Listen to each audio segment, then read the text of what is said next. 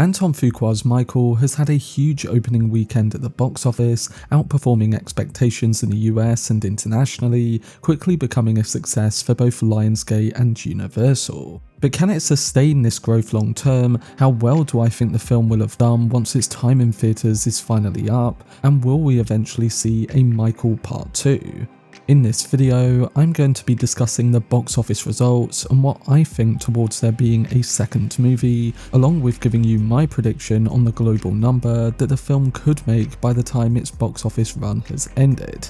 Before I get into it though, if you want to keep up to date on any of my videos on the latest theatrical releases like Michael, then don't forget to support this upload by giving it a like rating, subscribing to the channel, and turning on your notifications. But without further ado, let's dive into the box office results from the opening weekend of Antoine Fuqua's Michael.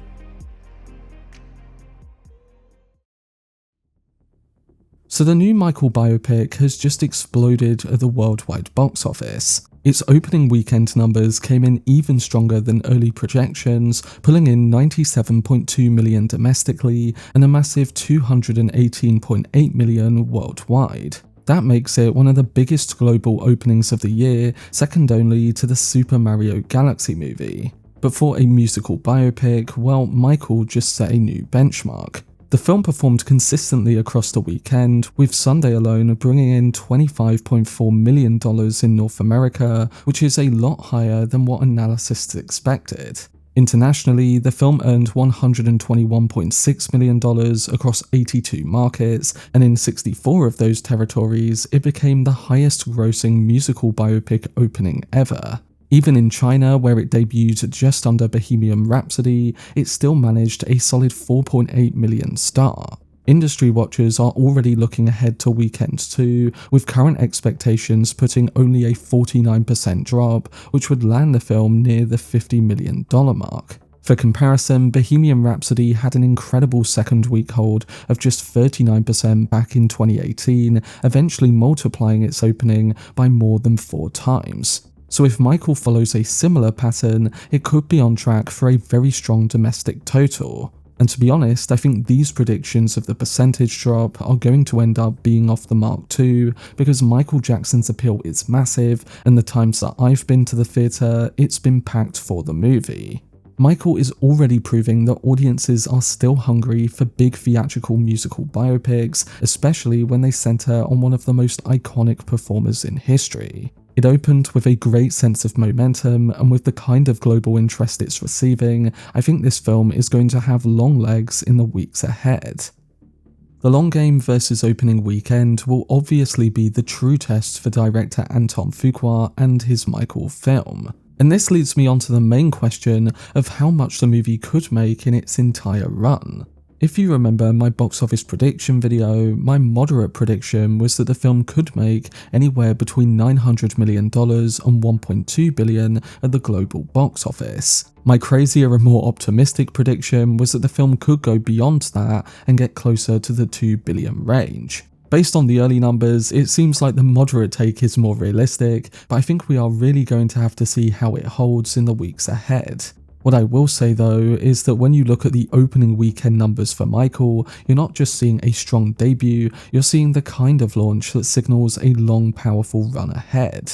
With the film pulling in $200 million worldwide in its first weekend, it's a figure that instantly places it among the biggest global openings of the year and the single strongest opening ever for a musical biopic. That's not just impressive, that's a historic number, and when you compare these numbers to the trajectory of past films in the genre, especially Bohemian Rhapsody, you start to see a clear picture of where Michael might be headed. The industry is already drawing parallels to Bohemian Rhapsody, which opened far smaller internationally, yet went on to gross $910 million worldwide. That film made an astonishing 6 times its opening weekend, a unicorn-level performance that no one expects Michael to replicate. But again, based on weekend 1, it does have a very good framework. Lionsgate internally hopes for at least $700 million worldwide, and based on the current momentum, that feels not just possible but extremely likely. The film is playing broadly, it's pulling repeat business, and it's dominating in 64 international markets where it set new biopic records. So all of that points towards a movie with real staying power. Musical biopics tend to have longer legs because they attract older audiences, families, and fans who return for the music and the nostalgia. Add on the fact that Michael is performing strongly in premium formats like IMAX, and you start to see how the film could stretch to a big multiplier as the weeks go by. I think at the very least, we're looking at around $800 million, which is right in the zone where Lionsgate would consider the film a major triumph and push forward with the planned sequel. And there's also a wildcard factor to all of this, and that is cultural momentum. Michael is a cultural experience, with audiences responding to all the music, the performances, and the emotional arc of Michael Jackson's rise. That kind of energy can fuel repeat business and keep the film in the conversation for many weeks to come. And while some controversy always surrounds Jackson's legacy, the film's focus on his artistry and family dynamics is being celebrated. So if the film holds well in its second and third weekends, especially if it posts a drop similar to Bohemian Rhapsody's remarkable 39%, then I think we're looking at the $1 billion mark being crossed. When it comes to my overall prediction, I think Michael could end up reaching my moderate prediction from my previous video of $900 million to $1.2 billion at the worldwide box office. The opening weekend set the stage for a long, lucrative run, and the numbers suggest that the King of Pop may once again be on his way to ruling the global stage.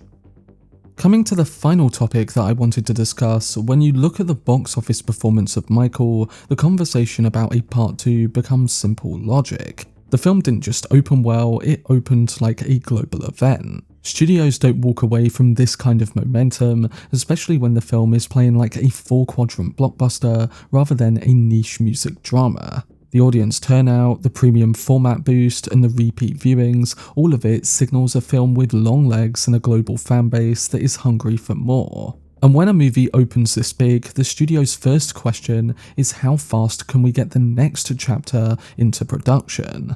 But the financial success is only half of this story. The other half is baked into the film's structure. Michael ends in 1988, right at the peak of the Bad Tour, and then fades out with the words, "His story continues." The filmmakers originally intended to cover more of Michael Jackson's life, but legal restrictions surrounding the 1993 allegations forced the removal of entire sequences from the original cut. Antoine Fuqua confirmed that scenes dealing with the Chandler case had to be scrapped due to a settlement clause that forbade dramatization. That legal wall didn't just change the ending, as it split the movie into two. So what should have been the third act to the first film became the foundation for a second movie.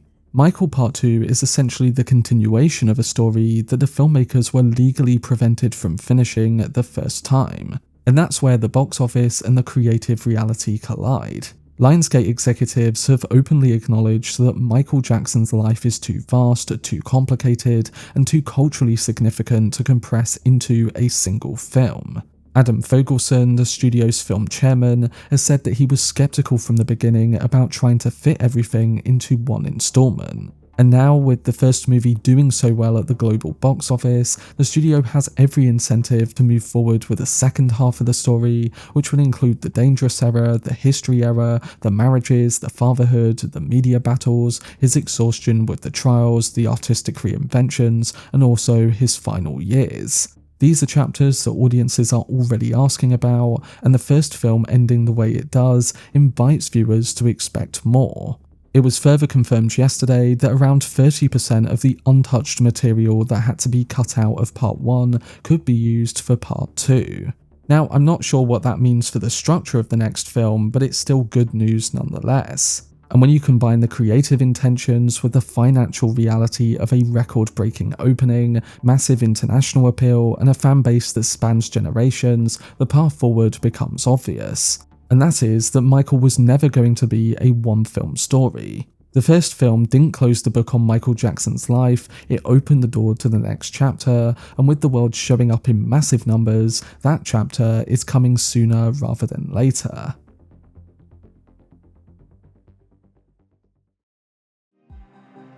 But that was my video discussing the box office performance for Antoine Fuqua's Michael. Things are looking very bright for the second film coming to the big screen, and it's going to be interesting to see how this first movie holds up. Will it continue to bring in big numbers and get close to the 1 billion mark, or could it even go beyond that? Or will it drop after the first week or so of pulling in these high numbers? I think that last option is unlikely, and I think the buzz and repeat viewing will only help to fuel it over time. Like I said, I think it will go beyond a billion, and just like its opening proved, I think people underestimate just how big Michael Jackson is. But what do you think of the current box office for Antoine Fuqua's Michael, and how much do you think it will make by the time it ends its run in theatres? Let me know down below in the comments section. For much more videos and breakdowns, then subscribe to the channel and turn on your notifications. Also, if you enjoyed this video, remember to leave a like rating and follow me on social media via the links in the description. But anyway, I hope you guys enjoyed it. I've been Cortex, and as always, make some noise.